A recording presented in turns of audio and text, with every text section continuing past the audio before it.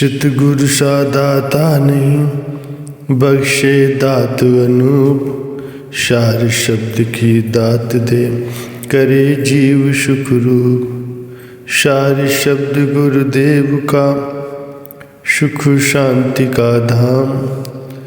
मन दे चित दे सुरत दे सिमरो आठों याम। मन दे चित दे सुरत दे सिमरो आठों याम। सौभाग्यशाली गुरुमुख सज्जन मंडली,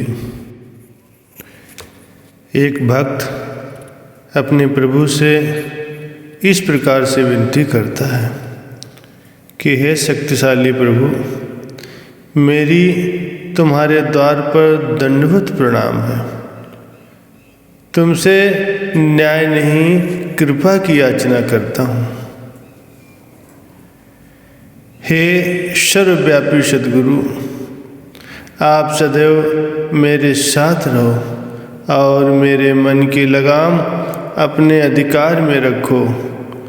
वह सीधे मार्ग पर मुझे चलाओ। हे दाता, मेरे दिल में कोई अच्छे बुरे का सवाल ही पैदा न हो। आपकी प्रसन्नता में रहना ही मैं अपना धर्म समझूं। जहाँ भी आप रहें वही मेरे लिए सुख धाम होगा। सद्गुरु स्वयं कष्ट सहन कर हमें सिखाते हैं कि तुम सहन करना सीखो। हे प्रभु, मैं हरदम हर कदम आपकी मौज में ही चलूं और अंततः आप में ही समाकर विश्राम पाऊं। मायावी वस्तुओं से तृष्णा बढ़ेगी और नाम जपने से संतोष मिलेगा।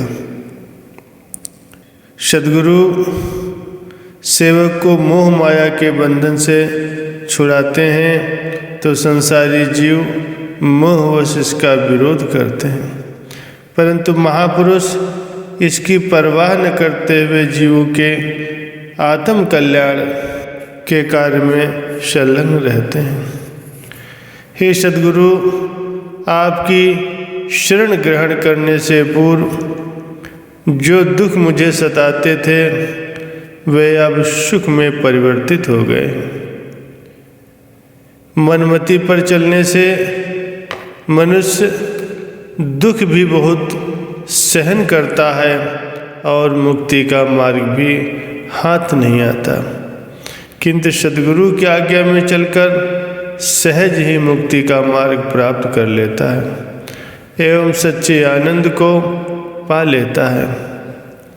जिसने सद्गुरु की शरण ग्रहण किए बिना आत्मिक यात्रा आरंभ कर दी, उसने अपनी यात्रा इतनी लंबी कर ली कि मंजिल तक पहुंचना ही असंभव हो जाएगा।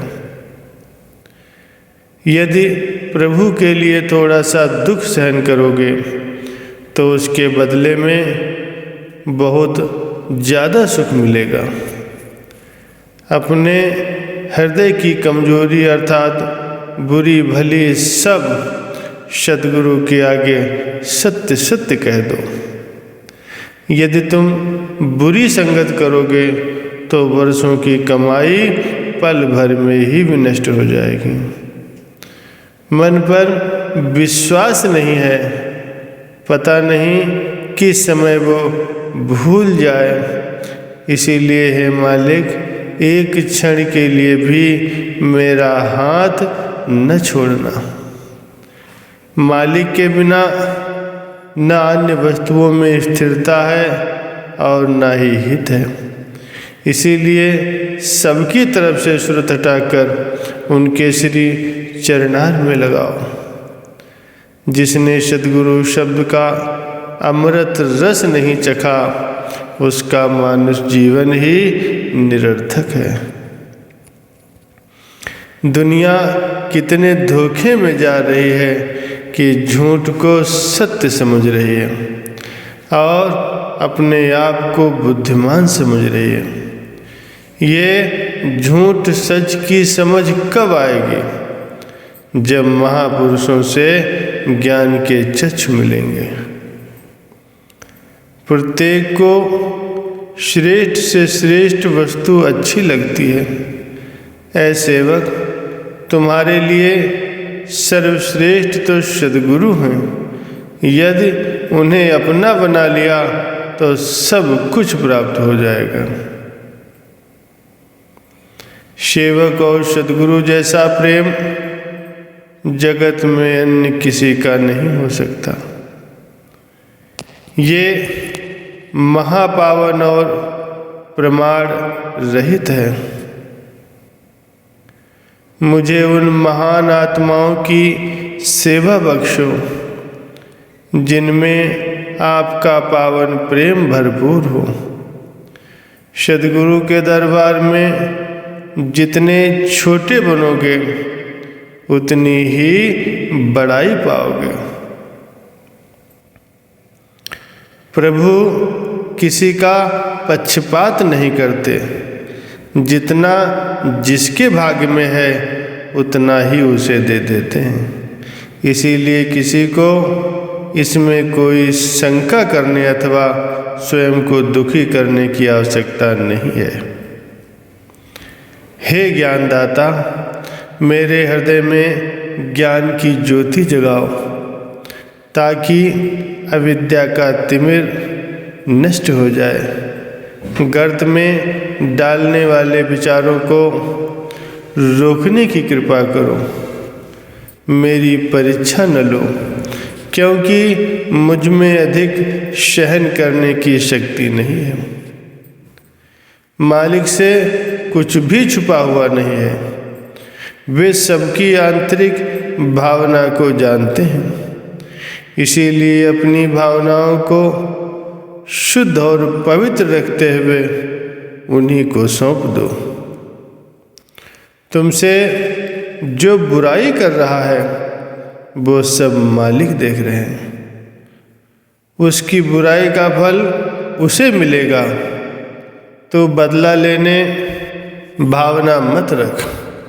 सम्मान प्राप्त करने का यत्न न करो और न ही किसी से घनिष्ठ संबंध रखो।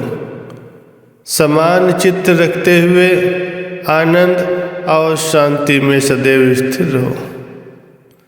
संसार यदि प्रेम करता है तो आप उसमें आसक्त नहीं हो। सद्गुरु के चरणों में अधिक से अधिक प्रेम बढ़ाने का प्रयत्न करो, क्योंकि संसार का प्रेम बंधनकारी और महापुरुषों का प्रेम मोक्षकारी है। वास्तविक प्रसन्नता चाहते हो तो सद्गुरु को प्रसन्न करने का यत्न करो। ऐसी वाणी बोलो, ऐसे विचार बनाओ और ऐसे कर्म करो जो उन्हें प्रिय लगे। अपनी रूह को नाम रूपी भोजन द्वारा शक्तिमान बनाओ ताकि शरीर व मन पर विजय प्राप्त किया जा सके।